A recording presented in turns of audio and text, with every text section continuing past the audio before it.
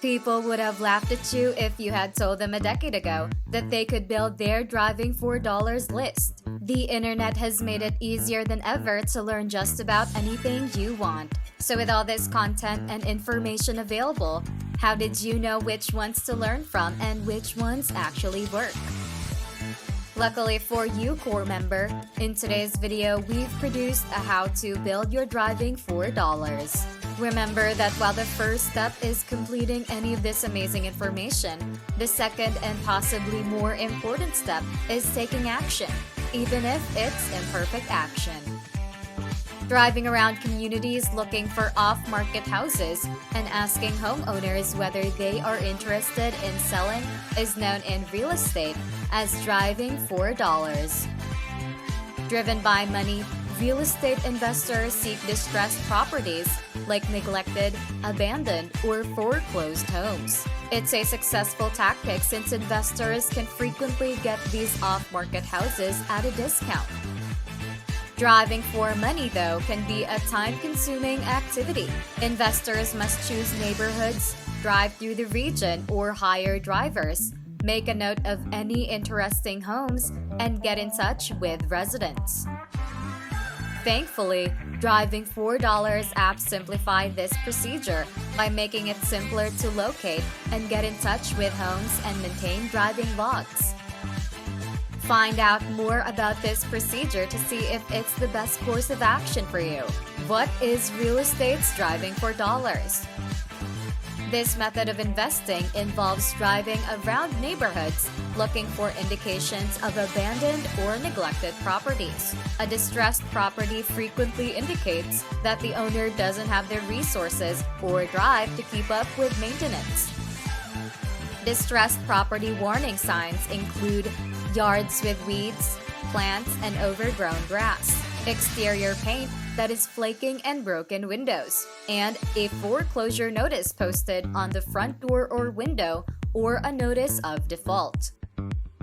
In order to reflect the current state of the house or other difficulties, you can find the owners more willing to sell the property for less than the average market pricing. Why can investors make money by driving? The BRRRR technique, wholesalers, and home flippers can all benefit greatly from the plan. Why? Because these investors are specialists at preparing homes and reselling them for more money than they were originally paid. Instead of bidding against other bidders for residences on the open market, it is more economical to buy off-market homes at a discount. Driving for cash may result in a good deal. However, it's frequently a drawn-out procedure, and there is no assurance that when you approach owners, they'll be eager to sell. To grow your business, we advise employing a Driving for Dollars app. We have looked forward for driving for money. Driving through neighborhoods in search of foreclosed or vacant homes is something we truly enjoy. It is very unwinding. This primer will show you how to maximize your productivity and enjoyment while driving for dollars. This is what you'll receive. When to drive to make dollars, where to drive to earn dollars, how to drive to earn dollars, what to do after driving a car for dollars, how to handle the addresses you gather, and when to drive for dollars. So when is the right time to drive for dollars? Honestly, whenever. However, some moments are preferable to others. On garbage day, early in the morning before the garbage man has arrived, is a great time to drive through a neighborhood. Selecting the homes without cans at the curb for further inspection is much faster. Of course, you're looking for indications that a space is empty. One more follows the distribution of the phone book by at least a week. The houses are probably empty because the phone book is still on the porch, but not always though. When the mailman is delivering mail is a great time of day. Ask the person to stop and point out the vacant homes. It's crucial to let them know what you do so they won't assume you are planning to rob or damage the homes. Not that you look like you would. Give them a few of your business cards at the same time and let them know that you pay for referrals if you buy the house. Take the family along if you have a job and must travel after or before work. Make it into a game. Have the children compete to see who can identify the most empty houses or who can do so first. If everyone enjoys it, you will be able to spend more time collecting addresses. Many people who wanted to spend time with their families after work have told them they didn't have time. They no longer have an explanation. Every chance you get, you should involve your family in your business. Notice, we are not discussing collaboration with family members. To spend time with your family while working on your business is what we're referring to. Where to drive to earn money. This has major significance. The more affluent neighborhoods are less likely to have many vacant homes. Don't waste your time driving through neighborhoods that are extremely nice. Driving for money in a war zone is at the other end of the spectrum. Not at all. Yes, you'll find a lot of empty houses quickly. However, it is useless if you don't have a plan for getting out of these pits. The neighborhoods where other investors are actively rehabbing are the best. These are typically working-class areas where homes typically sell for close to the area median price.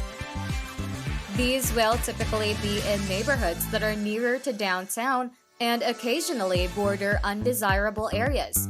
But not in the undesirable areas, check to see if the neighborhood is improving and not generating into a war zone. It is best to pick a few neighborhoods to quickly drive through in the beginning. You'll probably visit areas of town you've never been to and discover more about the place you call home. I was astounded by San Antonio's abundance of hip and interesting neighborhoods.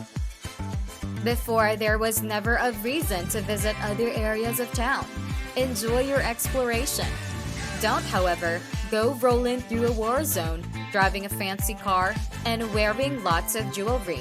As the saying goes, you are protected because you shouldn't be in a conflict area. How to drive to earn money. First and foremost, take caution when driving through a neighborhood. Avoid being so preoccupied with the houses that you strike parked cars or run over children playing in the street. We bring up the latter because we're on the verge of doing it.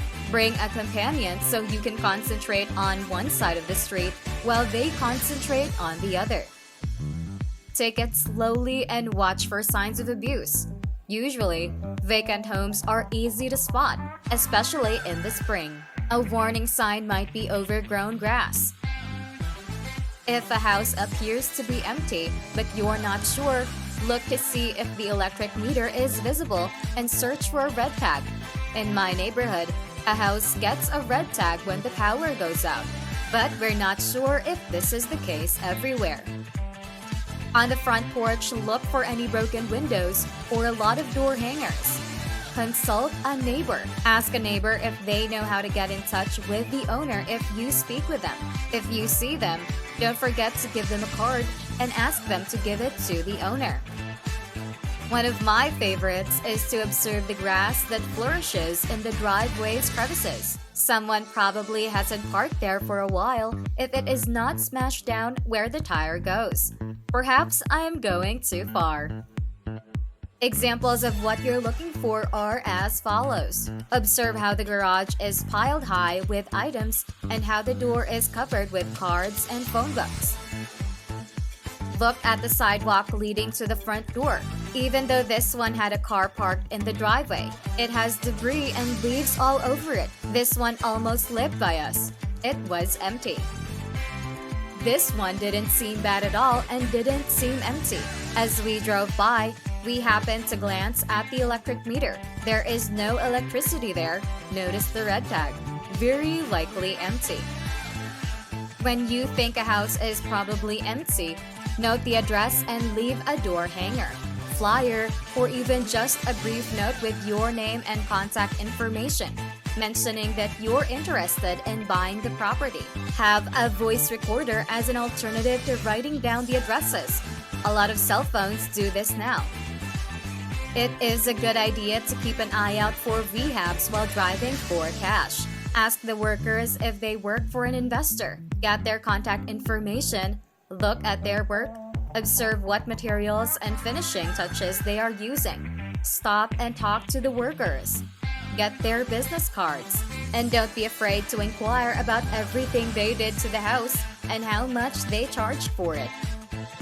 Additionally, make a note of any phone numbers that are displayed on for rent signs. Finding landlords who might be interested in purchasing your properties from you is made easy using this method. What to do after driving a car for cash. Visit the ice cream shop with the family. Take a map when you get home and mark the route you took as well as the date you took it. You should keep a record of the places you've already visited. You should drive through the area once more, but not right away. Examine the number of addresses you located. You should probably choose a different target neighborhood if you spent 2 hours driving and only obtained 3 addresses. Ideally, you should find 20 or more each hour. Although it's not a strict requirement, that's what I aim for. How to handle the addresses you gather. Finding the owners is necessary now that you have some addresses. Your local tax assessor should be your first port of call. The majority of appraisal districts are now online. Just type your county appraisal district into Google to find it. The website ought to have a page where you can enter your address and get the name and address of the person who will receive your tax bill. Though not always, this is usually the owner.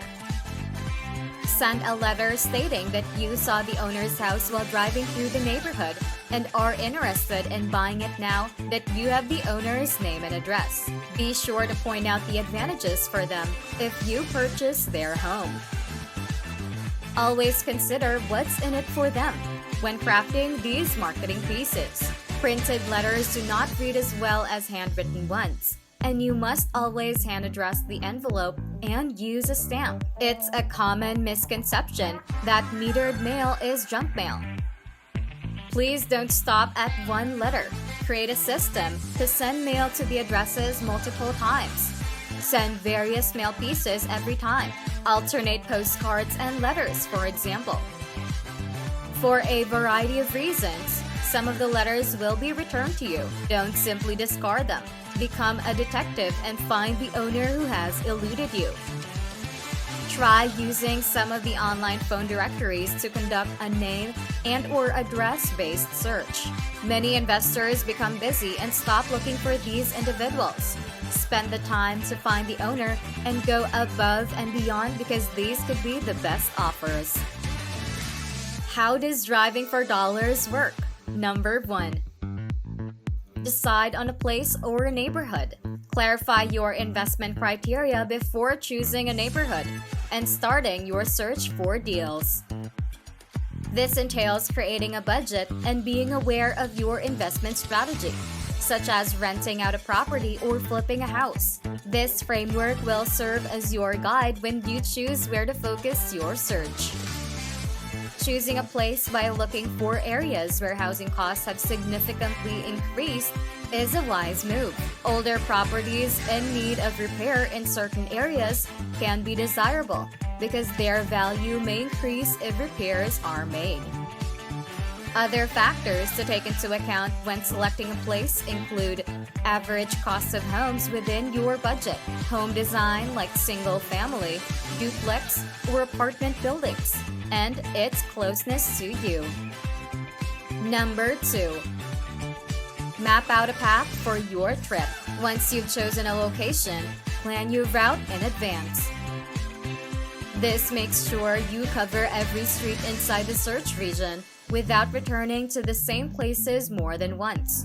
Have a notepad nearby so you may record your travels and any interesting houses you come across. Keep track of the streets you've traveled on when traveling through larger places that take more than a day to explore. This will allow you to resume your drive from the point where you left off. Number 3. Drive the neighborhood in search of foreclosed homes. Keep an eye out for properties that appear to be vacant or in need of repair as you drive to make money. Distressed property warning signs include windows with boards or broken glass, off at nighttime, grass or landscape that is overgrown, roof shingles missing and paint flaking, unopened mail, and general deterioration of property. Driving around the region on your own is the quickest and easiest way to search. If you don't have time or want to expand your coverage area, you may also drive for money by employing a bird dog to help. When someone talks about retrieving birds for a sportsman after a successful hunt, they are referring to bird dogs. It refers to employing a driver to look for distressed homes on your behalf in exchange for a commission or finder's fee in real estate. Number 4. Make a note of the addresses and take pictures. Once a property has been located, jot down the address on a piece of paper. You can create a spreadsheet that facilitates tracking using your smartphone or laptop if you prefer digitally friendly choices. Take a picture of the house as well. The images might serve as a visual reminder of the state of the property. Photos will become more crucial in helping you stay organized as you locate more homes that might be good investment opportunities. Notably, having this knowledge at your fingertips thanks to Driving for Cash apps simplifies this step of the procedure. These apps track your driving route while you search, so you can quickly get address records, owner information, photo storage, and other publicly available data. Number 5. Skip tracing property owners. The process of locating and validating a person's information when it isn't immediately available is known as skip tracing. The term is derived from the word skip, as in skip town, and tracing, which refers to the activity of finding out information. Skip tracing is a method used by real estate investors to locate the correct contact information for a property's owner. Websites that allow you to search for properties and public records that list a person's name, address, phone number, and email can both provide this information. Number 6. Speak with homeowners. Direct mail or email outreach is a low-cost, efficient approach to immediately contact the homeowners on your Driving for Dollars list. Both approaches, though, have the potential to come across as a little impersonal and might yield a lower response rate than a direct phone call. Ask if the person you're speaking with is the owner of the house while maintaining a cordial, engaging tone when you chat with the homeowner. Mention that you're seeking to buy a house in the neighborhood and that you're getting in touch to see if there is interest in selling if they are. Finding a seller who is motivated can take a lot of calls, but if the moment is right, the owner might be open to continuing the conversation. When you contact, it's a good idea to ask about the home specifics, including the number of bedrooms, square footage, needed major repairs, the amount owed on the property, and whether you can go see it in person. Number 7. Go to the residences in person. Ask to schedule a time to come see the house in person if the homeowner is willing to sell. Set up a time that works for the homeowner or mention when you'll be around and inquire whether the owner will be present. Make sure to thoroughly investigate the entire property during your visit so you can determine whether any repairs or renovations are required. Bring in contractors if you want a more precise quotation. It's crucial to see the interior in particular because you couldn't evaluate it during your initial drive through the neighborhood. As you move through the house, keep an eye out for any areas that require repair and make notes as you go so you can calculate how much it would cost to fix the house. Number 8. Calculate the costs and propose a proposal. You might wish to submit an offer after you've calculated the cost of repairs. The 70% rule is a useful guideline to use when calculating your offer number. The regulation states that you shouldn't submit an offer that is greater than 70% of the home's after repair value. This protects your profit margins by giving you some breathing room in case your repair costs exceed your budget. To estimate the worth after repairs, look at recent, comparable home sales in the neighborhood. To get the exact amount of your offer, use this quantity as a starting point and the 70% guideline. Number 9. Seal the transaction. Inform the owner when they can anticipate receiving an offer from you if the figures add up. You want to make the owner's decision to sell to you as simple as you can.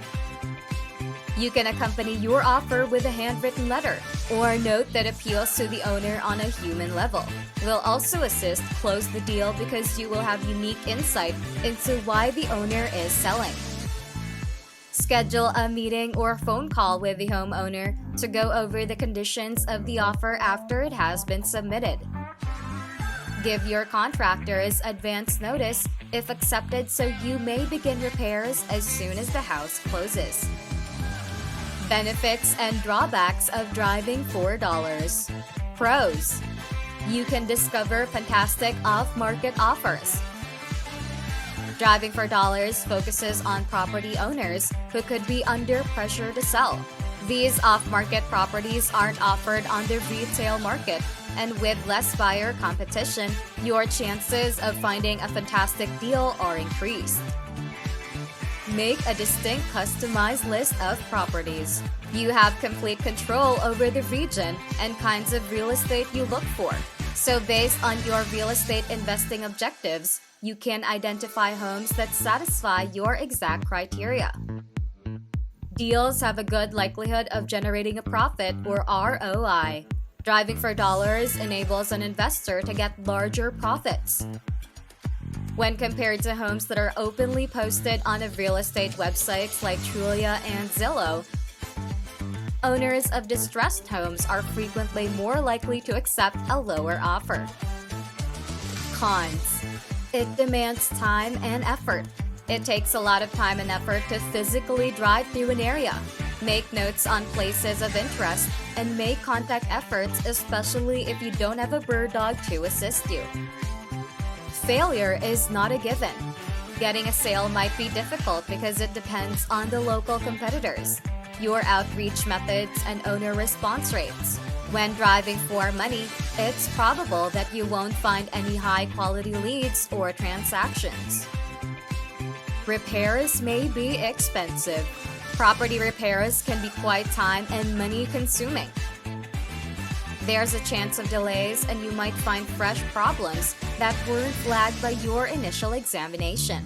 These elements have an effect on your overall return on investment.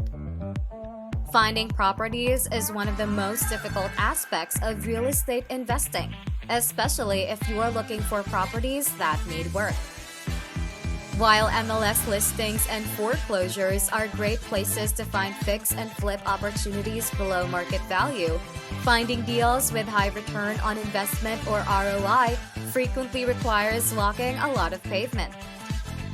Driving for dollars is a term used by real estate investors to provide the practice of visiting specific subdivisions in search of foreclosed or abandoned properties. Real estate investors, wholesalers, and bird dogs can all use this technique. It's especially helpful in a competitive real estate market like the one we currently have, where listed properties are quickly under contact with numerous offers. Finding distressed properties off the market with the aid of driving for dollars enables you to make the first and only offer. Identify your target market. Prior to starting your survey, decide which neighborhood you want to focus on. Your target market region, exit strategy, and a number of other variables will all play a role in this. You may want to take into account things like assessed tax value, housing age zip codes, and crime figures. Once you've identified your target market, make a list of the subdivisions you want to drive through there. We are focusing on subdivisions with a specific tax assessed value in the example below. Assemble your materials. Avoid leaving without any tools. Make sure you have a camera and a pen or pencil before you leave.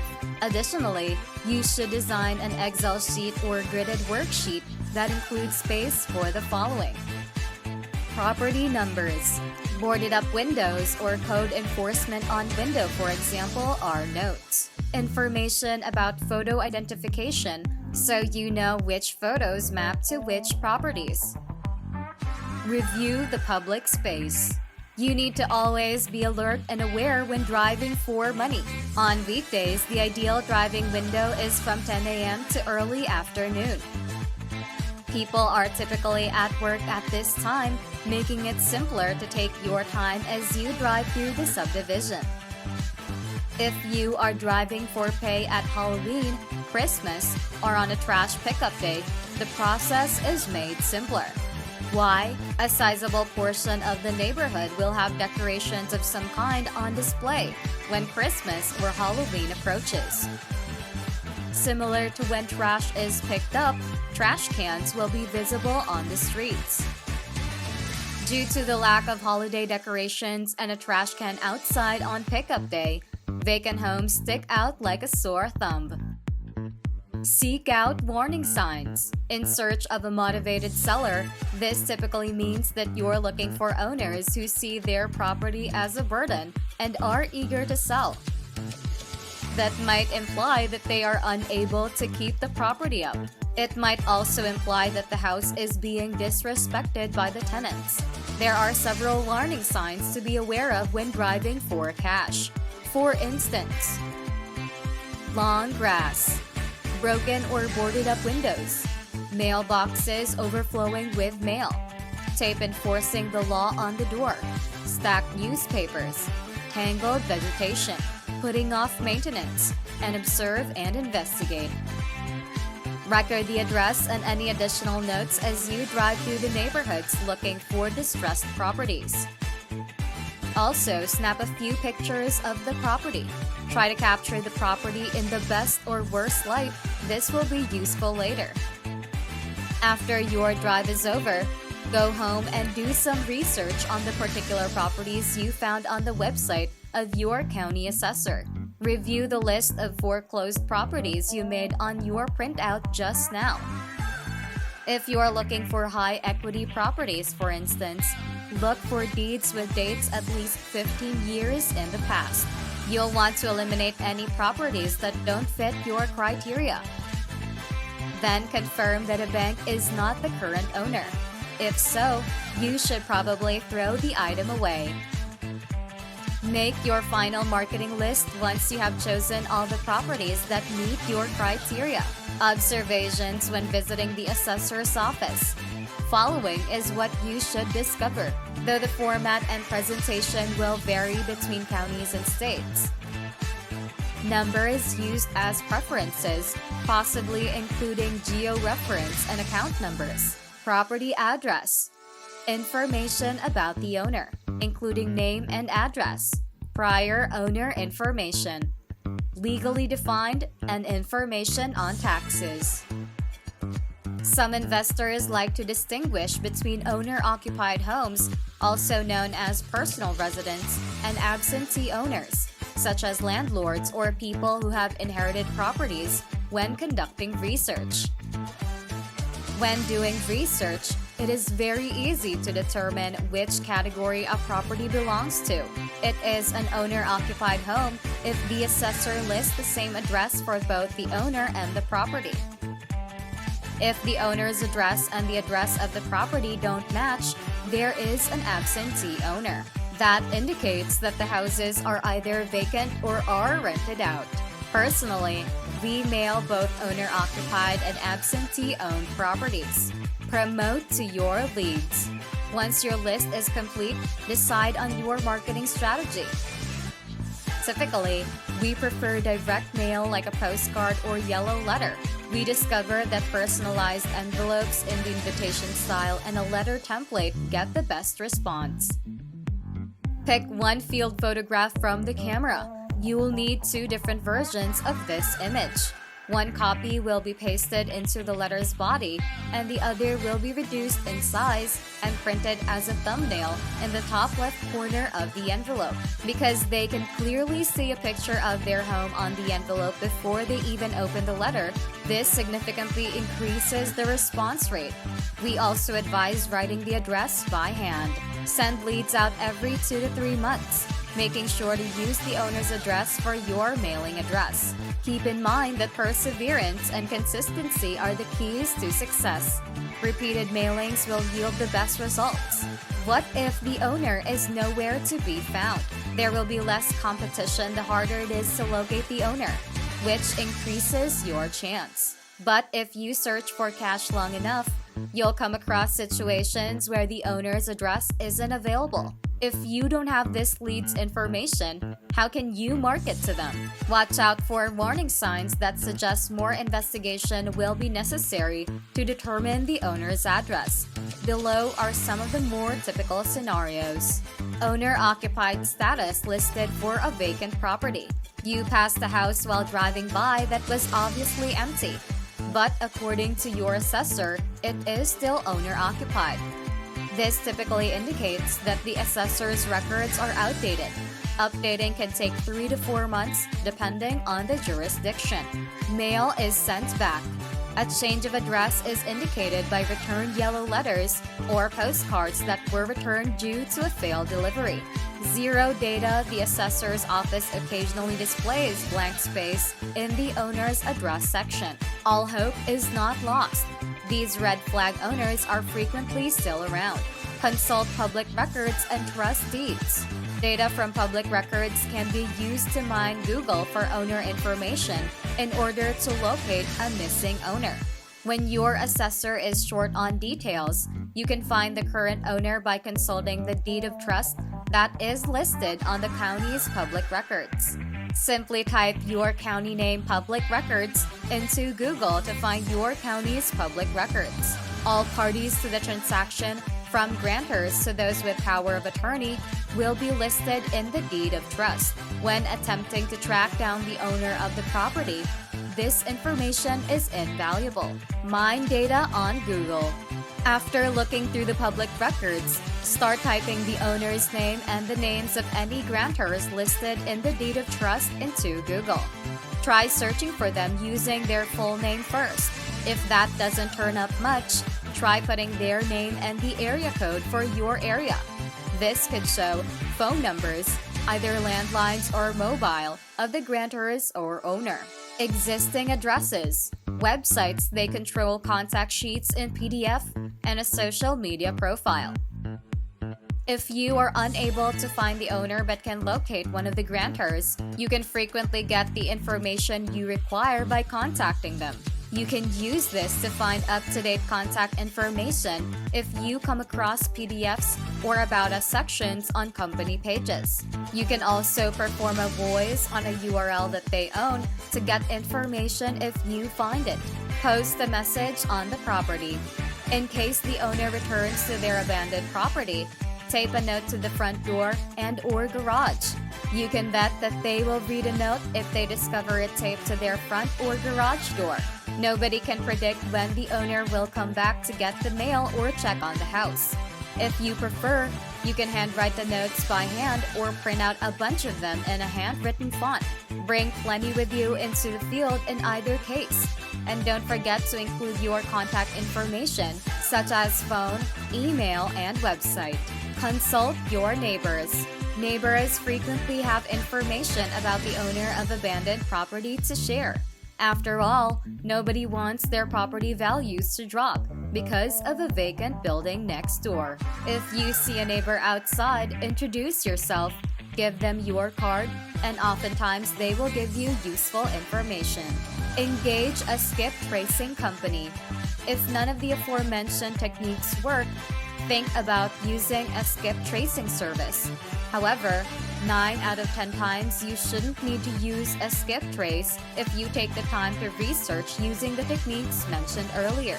Recruit a large number of mailman bird dogs. Keep an eye out for the mailman or delivery people when driving for cash.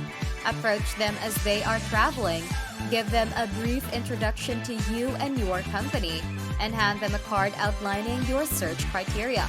Inform them that they will receive a sizable referral fee if they locate a home that meets your requirements and you are able to close on it. Since they frequently drive or walk through a neighborhood, mailmen are better informed about its happenings than you are. You will be amply rewarded if you get to know a few of them. When driving for cash, hopefully some diligent research will lead to some profitable discoveries. When you take action, you will see results. That's it for this video, core member. Remember to subscribe to our channel. And if you feel like we've delivered value, please share this video with one person. That's right, just one person, as a token of your appreciation for the hard work we put into making content that educates and helps you on your mission of building your own fortune. Remember, you can watch video after video, but it isn't until you actually take action that you'll start to see results. See you soon.